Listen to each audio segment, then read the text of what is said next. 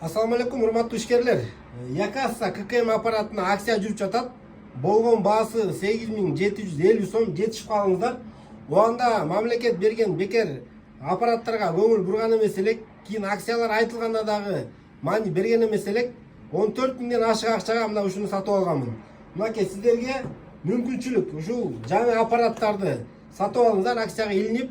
Болгон баасы дагы бир кайталап коеюн, 8750 сом. Бұл сіздердің өзіңіздердің собственный аппаратыңыздар болот. Каалаган ИП-га байлап, багытка ачып колдоно бересиздер.